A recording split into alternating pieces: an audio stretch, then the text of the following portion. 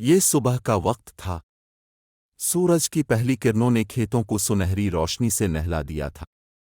रमेश, जो एक मेहनती और सादा किसान था, अपनी जमीन पर काम करने के लिए निकल पड़ा। इसके हाथ में एक पुराना दरांती और एक बानी हुई टोकरी थी, और उसका दिल खुश था क्योंकि मानसून की बारिशों ने इसकी फसल को खूब जरखेज बना दिया था। कुआं में गीली मिट्टी की खुशबू रची बसी थी, और खेत धान की फसल से भरे हुए थे, जो हवा में झूम रहे थे। रमेश अपनी रोजमर्रा की रूटीन में मसरूफ था, लेकिन इस दिन कुछ ऐसा हुआ जिसने इसकी जिंदगी हमेशा के लिए बदल दी। जैसे ही वो अपने खेत के किनारे पहुंचा, अचानक उसे एक अजीब सी आवाज सुनाई दी। वो रुक गया और ध्यान से सुनने लगा।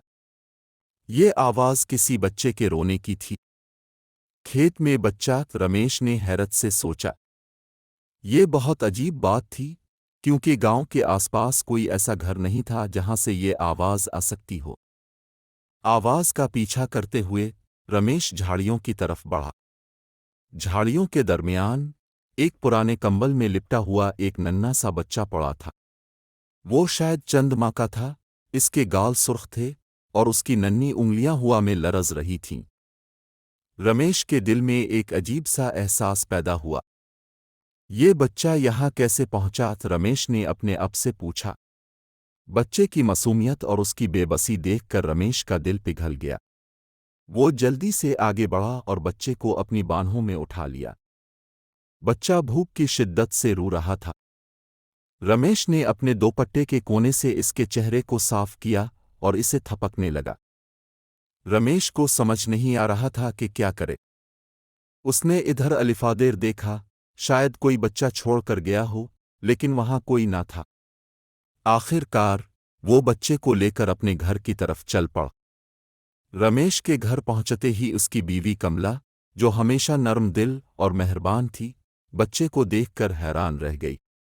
ये बच्चा कहाँ से आया, रमेश? उसने फिक्रमंद लहजे में पूछा। कमला, देखो, यह बच्चा झाड़ियों में पड़ा मिला। कितना छोटा और बेसहारा है। अरे, ये तो बहुत मासूम है, रमेश। भगवान ही जाने ये किसका बच्चा है और यहाँ कैसे आया। भी यही सोच रहा हूं। गांव के आसपास तो कोई ऐसा नहीं है जो इसे छोड़ गया हो। शायद भगवान ने इसे हमारे लिए भेजा है। यह हमारे नसीब में लिखा था। रमेश ने झाड़ियों के पास बच्चे को पाने का वाकया सुनाया। कमला ने बच्चे को अपनी गोद में लिया और उसकी आंखों में ममता की चमक नजर आई। ये बच्चा किसी फरिश्ते की तरह है, कमला ने कहा। शायद खुदा ने हमें ये तोहफा दिया है। दोनों ने बच्चे को नहलाया, साफ कपड़े पहनाए और उसे दूध पिलाया। बच्चा जल्द ही मुतमईन होकर सो गया।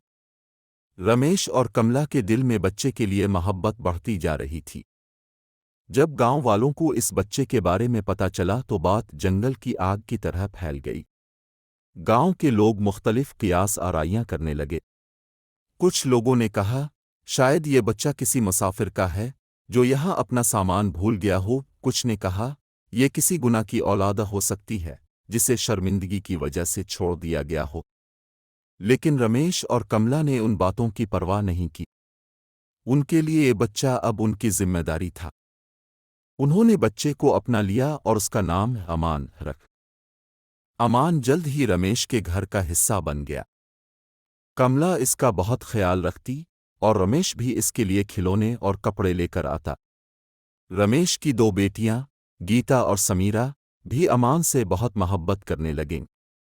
वो अमान के साथ खेलती थीं और उसे कहानियां सुनाती थीं। अमान के आने से रमेश का घर खुशियों से भर गया था। वो घर जो कभी खामोश हुआ करता था, अब अमान के कहकमों और मासूम हरकतों से गूंजने लगा था। हालांकि रमेश और कमला ने अमान को अपना लिया था, लेकिन रमेश के दिल में एक खौफ हमेशा रहता था। कहीं अमान के असल वालिदैन वापस ना आ जाएं और इसे ले जाने की कोशिश करें, वो अक्सर सोचता था। वो हर रात खुदा से दुआ करता कि अगर अमान के वालिदैन इसे छोड़कर गए हैं, तो उनका दिल बदल जाए और वो अमान को उनके पास रहने दें। साल गुजर गए। अमान जल्द ही बड़ा होने लगा। वो रमेश के खेतों में खेलता, गांव के बच्चों के साथ दोस्ती करता और स्कूल जाने लगा। रमेश और कमला ने अमान को कभी ये महसूस नहीं होने दिया कि वो उनका अपना खून नहीं है। अमान के लिए रमेश और कमला ही इसके माँ बाप थे। एक दिन जब अमान 7 साल का हो चुका था, गांव में एक अजनबी आया। वो महंगे कपड़ों में मलबूस था और उसका अंदाज बता रहा था कि वो किसी अमीर घराने से ताल्लुक़ रखता है। उसने गांव के लोगों से एक गुमशुदा बच्चे के बारे में पूछना शुरू किया। जब रमेश को इस अजनबी की खबर मिली तो इसका दिल धक से रह गया। क्या ये शख्स अमान का वालिद है? वो सोचने लगा। अजनबी ने बताया कि कई साल पहले इसका बेटा लापता हो गया था और वो तब से इसे तलाश कर रहा था। इसके पास एक तस्वीर भी थी जो अमान से मुशाबहत रखती थी। रमेश ने सच्चाई का सामना करने का फैसला किया। वो अमान को लेकर अजनबी के सामने आया। अजनबी ने अमान को देखते ही पहचान लिया।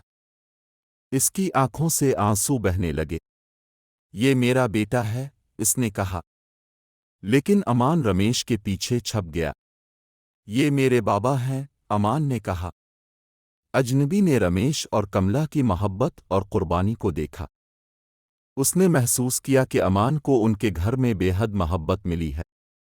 अजनबी ने रमेश के कंधे पर हाथ रखा और कहा, अपने मेरे बेटे को नई जिंदगी दी है। मैं आपका शुक्रगुजार हूं। लेकिन अमान की खुशी सबसे ज्यादा अहम है। अगर वो आपके साथ रहना चाहे तो मैं इसे ये इख्तियार देता हूं। रमेश ने अमान को देखा और कहा, बेटे, फैसला तुम्हारा है। हम हमेशा तुम्हारे साथ हैं। अमान ने रमेश और कमला को गिले लगाया और कहा, मैं यही रहना चाहता हूं, अपने बाबा और अम्मा के साथ। अजनबी ने अमान के फैसले का एहतराम किया। उसने रमेश के खेतों की मदद के लिए माली इमदाद फराहम की और गांव के स्कूल के लिए भी अतिया दिया। रमेश और कमला के लिए अमान खुदा का तोहफा था। उनके दिलों में इसके लिए बेपनाह मोहब्बत थी और वो हमेशा इस दिन के लिए शुक्रगुजार रहते जब उन्होंने झाड़ियों में एक मासूम बच्चे को पाया था। अमान भी जानता था कि रमेश और कमला ने इसके लिए क्या कुछ किया है। उसने अपनी जिंदगी में हमेशा उनके लिए मोहब्बत और एहतराम रखा।